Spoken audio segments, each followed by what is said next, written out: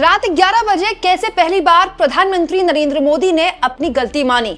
आखिर ईरान के राष्ट्रपति से रात 11 बजे प्रधानमंत्री नरेंद्र मोदी ने क्या बात की। दोस्तों, जिस तरह से ईरान ने अमेरिका और इजराइल को छठी का दूध याद दिलाया है और उसके नए सुप्रीम लीडर जिस तरह से हुंकार भर रहे हैं, उससे पूरी दुनिया सहित भारत को कम से कम ये समझ में तो आया कि यू कांट इग्नोर ईरान। आखिरकार प्रधानमंत्री मोदी ने इतने दिनों के युद्ध के बाद वो काम किया जो उनको बहुत पहले कर देना चाहिए था। इनफैक्ट युद्ध से पहले ही कर देना चाहिए था। प्रधानमंत्री नरेंद्र मोदी ने कल रात 11 बजे के आसपास, 11:09 के आसपास का वक्त था जब ये पोस्ट शेयर किया दोस्तों, बल्कि उसका पूरा ब्यौरा भी दिया है। बताया कि उन्होंने जिस तरह से वहां पर आम लोगों के इंफ्रास्ट्रक्चर को निशाना बनाया गया, वहां के स्कूल्स को, वहां के कॉलेजेस को, वहां के स्टेडियम्स को, इसका उन्होंने एक तरह से उसकी निंदा की। जो आम लोगों की जान गई है इसकी उन्होंने निंदा की और ये भी बताया कि कैसे जो वहां पर भारतीय रह रहे हैं उनकी सुरक्षा और जो गुड्स एंड एनर्जी, मतलब हमारा जो तेल और गैस का जो पूरा वहां पर हिस्सा वहां से आता है, वो हमारी टॉप प्रायोरिटी है, मतलब भारत की टॉप प्रायोरिटी है। और भारत जो है वो उसका जो कमिटमेंट है पीस को लेकर, शांति को लेकर, उसके लिए हम प्रतिबद्ध हैं। तो प्रधानमंत्री नरेंद्र मोदी का ईरान के राष्ट्रपति से बात करना एक बहुत बड़ा, मतलब आप समझ लीजिए, यू टर्न है। और ये यू टर्न भारत सरकार को मात्र इन 10-11 दिनों में लेना पड़ा है। क्योंकि दोस्तों, जब पीएम राष्ट्रपति से बात कर रहे हैं ईरान के, तब जब ठीक युद्ध से पहले पीएम न केवल इजराइल गए थे, तो बल्कि वहां उनको पुरस्कृत वगैरह किया गया था और वहां उन्होंने ईरान का कोई जिक्र नहीं किया, ना ही वहां पर उन्होंने गाजा का कोई जिक्र किया। तो उस वक्त कहा गया कि 360 डिग्री जो पूरा भारत की विदेश नीति है वो चेंज हो रही है, और वो चेंज होती होती उसके बाद 10 दिन के अंदर दोबारा से वहीं पर आ गए। दोस्तों, आखिर भारत सरकार को ईरान के राष्ट्रपति से क्यों बात करनी पड़ी, और दोस्तों ये भारत सहित पूरी दुनिया को क्या संदेश देता है कि आने वाले वक्त में ईरान और पूरा मिडिल ईस्ट किस तरह से बदल सकता है, और भारत के लिए अभी भी वहां अपनी गलतियां सुधारने का कौन सा स्कोप है, मैं जल्दी बिना लाग लपेट आपके सामने रख देती हूँ। दोस्तों, प्रधानमंत्री नरेंद्र मोदी ने ईरान के राष्ट्रपति से बात की। उसका सिंपल और क्लियर जो जरूरत है वो ये है कि भारत में वाकई में तेल का संकट और गैस का संकट, तेल का तो नहीं है लेकिन गैस का बहुत बड़ा संकट है। कल आपने न्यूज चैनल्स में भी ये खबर देखी थी और ये बात बिल्कुल सही है दोस्तों, कि लीबिया के झंडे का सऊदी अरब वाला तेल लेकर एक जो जहाज है वो मुंबई पहुंच गया है, मुंबई के पोर्ट में। लेकिन इसमें तेल है, इसमें गैस नहीं है। दोस्तों, तेल और गैस की ना मैं आपको अंतर समझाती हूँ। तेल आप स्टोर कर सकते हैं जो कि हमारे पास है भी, राइट। और तेल के साथ अच्छी बात यह है कि बहुत सारी कंट्रीज हैं जो तेल से जिसका हम तेल खरीद सकते हैं। हम रूस से तेल खरीदते आए हैं, हमने फिर खरीदना शुरू कर दिया है।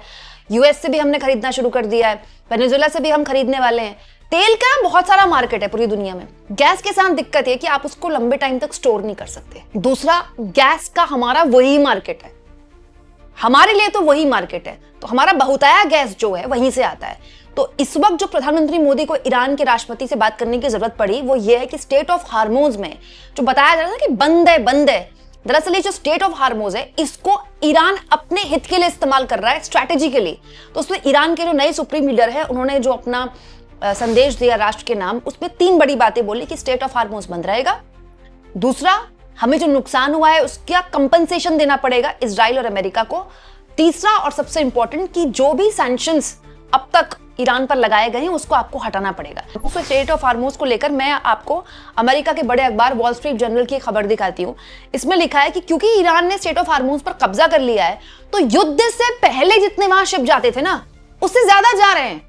दोस्तों, बस यूरोपियन यूनियन के नहीं जा रहे हैं, अमेरिका के नहीं जा रहे हैं, अमेरिका के एलाइज के नहीं जा रहे हैं, बाकी बांग्लादेश के भी जाने लगे थे, चीन और रूस के तो कभी रुके ही नहीं थे।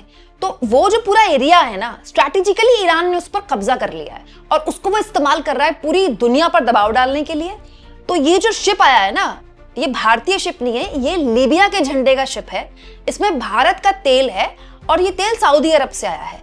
ऐसे कई और शिप भारत सरकार को चाहिए, क्योंकि तेल का तो खैर अभी संकट नहीं है, गैस का संकट है, इसीलिए गैस के दाम तुरंत बढ़े, लोग लाइनों में लगे।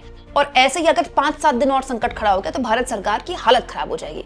तो ये जो बातचीत ईरान के राष्ट्रपति से पीएम ने की है, ऐसे आने वाले संभावित कुछ और शिप्स को लेकर हुई होगी, क्योंकि भारत को गैस हर हाल में चाहिए। दोस्तों, ये जो बातचीत है ये भारत की जो पूरी स्ट्रैटेजिकली विदेश नीति बनाई गई थी ना, उसके कोलैप्स होने का भी एक बहुत बड़ा संकेत है। क्या जरूरत थी इजराइल जाने की, क्या मिला इजराइल जाके? कोई एक उपलब्धि बताए भारत सरकार कि पीएम ठीक युद्ध से पहले इजराइल गए तो हमें ये मिला। भाई आपकी दोस्ती नेतन्याहू से हो सकती है, इजराइल स्ट्रैटेजिकली हमारा एलाय रहा है, लेकिन ऐसा थोड़ी कि पीएम अगर युद्ध से ठीक पहले ना जाते तो इजराइल नाराज हो जाता, आप 1-2 महीने बाद चले जाते। दोस्तों ये काम प्रधानमंत्री का, उनकी टीम का देखने का होता है कि कैसे जियोपॉलिटिक्स बदल सकती है। जियोपॉलिटिक्स को लेकर 20-25 साल आगे की रणनीति बनाई जाती है। क्या 10 दिन बाद क्या होगा पीएम ये समझ नहीं पाए, उनकी पूरी टीम समझ नहीं पाई। भाई उनकी टीम में तो 80 साल के जेम्स बॉन्ड बैठे हुए हैं। तीसरी और सबसे इंपॉर्टेंट बात जो मैं आपको बार बार बोल रही हूं दोस्तों, कि मिडिल ईस्ट की पूरी पॉलिटिक्स बदल जाएगी। मतलब जितना मैं समझ पा रही हूं और एक अदनी सी पत्रकार हूं, मुझे ऐसा लगता है भारत सरकार के पास अभी भी मौका है। अभी भी भारत सरकार अपनी गलतियां सुधार सकती है, क्योंकि ईरान स्ट्रैटेजिकली बहुत बड़ी तरह से, मतलब आप समझ लीजिए बहुत बड़े विनर के तौर पर उभरने वाला है आने वाले वक्त में। देखिए अमेरिका और इजराइल के तो समझ में आ गया है कि ना तो ईरान में रेजिम चेंज कर पाएगा, ना ईरान में वो कुछ थोड़ा बहुत बम वम गिरा दिए उसने, ईरान में ऐसा कोई खास नुकसान वो नहीं कर पाएगा। दूसरा एक और चीज हुई है, देखिए मिडिल ईस्ट में अमेरिका ने इन्वेस्ट किया, मिडिल ईस्ट वालों ने करने दिया इस उम्मीद में कि अमेरिका में प्रोटेक्ट करेगा, वो तो वो कर नहीं पाया। दोस्तों जो सऊदी अरब है ना, सऊदी अरब जो है मिडिल ईस्ट में अपने आप को सबसे बड़ी ताकत दिखाता है, जो कि है भी। सऊदी अरब और ईरान के मतलब सांस्कृतिक मतभेद हैं शिया सुन्नी को लेकर, लेकिन सऊदी अरब जैसे मुल्क, चाहे वो ओमान हो, चाहे बहरीन हो, चाहे कुवैत हो, उनके बीच में भी एक चर्चा का विमर्श अब बनना शुरू हो गया है कि जब हम इजराइल से बात कर सकते हैं, मतलब सांस्कृतिक तौर पर तो इजराइल के और इस्लामिक मुल्क से तो भयानक गतिरोध है, तो फिर ईरान से क्या दिक्कत है, ईरान से बात करने में क्या प्रॉब्लम है? क्योंकि जब प्रोटेक्ट करने की बारी आई ना तो अमेरिका प्रोटेक्ट कर पाया, और अमेरिका के साथ रहने का हमें कोई खास फायदा भी नहीं हुआ। तो आप देखिएगा ईरान का जो आइसोलेशन है ना पिछले 25 सालों में जो अमेरिका ने उसके साथ किया, वो धीरे धीरे खत्म होगा, आप देखिएगा ये होगा।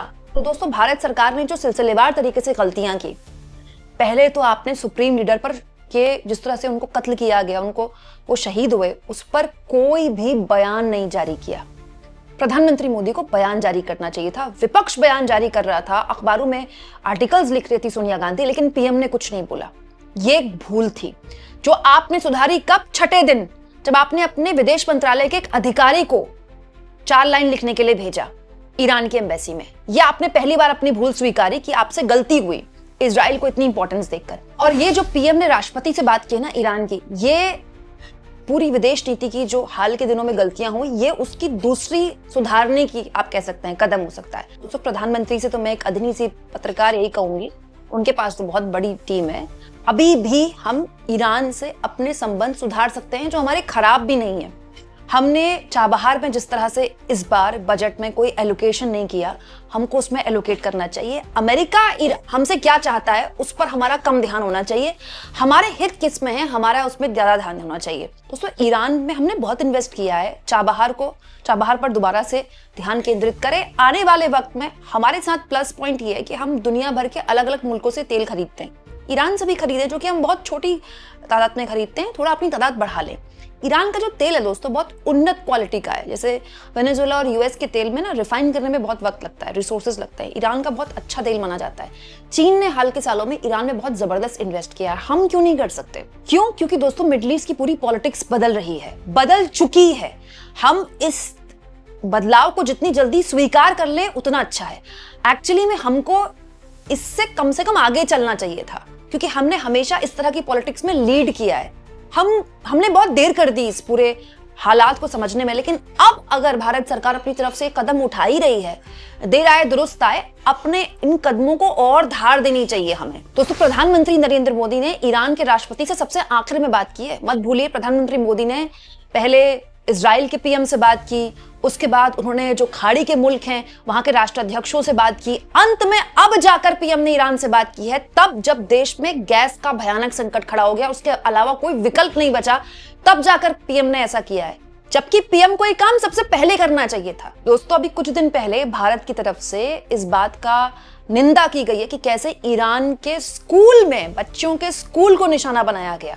ये काम उसी दिन होना चाहिए था जिस दिन निशाना बनाया गया था। तो भारत के विदेश मंत्रालय ने जो इसकी निंदा की है ना, ये इस बात का सबूत है कि अब आखिरकार भारत को ये बात समझ में आ रही है, भारत सरकार को ये बात समझ में आ रही है कि ईरान जो है इस पूरे गतिरोध के बाद, इस पूरे युद्ध के बाद सबसे बड़े विनर के तौर पर उभर रहा है, और बात अब स्टेट ऑफ हार्मोन से कहीं ज्यादा है।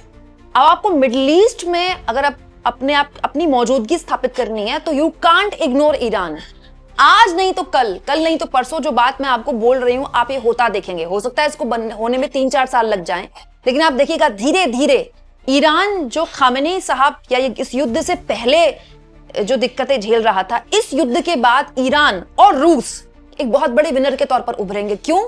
क्योंकि अमेरिका ने अब 30 दिन का कैप भी हटा दिया है, तेल के दाम स्टेबलाइज रहे इसके लिए। रूस जो इतने टाइम से प्रतिबंध झेल रहा था यूक्रेन युद्ध के बाद, अब वो धड़ल्ले से पूरी दुनिया में तेल बेच रहा है। तो युद्ध के बाद जो उसकी इकोनॉमी बैठी थी ना, उसको भी उसका फायदा हो रहा है और ईरान को तो इस युद्ध का बहुत लॉन्ग टर्म फायदा होगा। और ऐसे वक्त में दोस्तों, अब जब हम अपनी गलतियां स्वीकार करने की तरफ बढ़ ही रहे हैं तो खुले दिल से हमें वो सब करना चाहिए जो भारत के हित में है, ना कि अमेरिका हमसे जो करवाना चाहता है। हालांकि दोस्तों मेरे मासूम मन में तो हमेशा ये सवाल बना रहेगा कि आखिर युद्ध से पहले मोदी इजराइल गए क्यों? क्या जरूरत थी इसकी? आपको क्या लगता है दोस्तों? कमेंट बॉक्स में जरूर लिखें।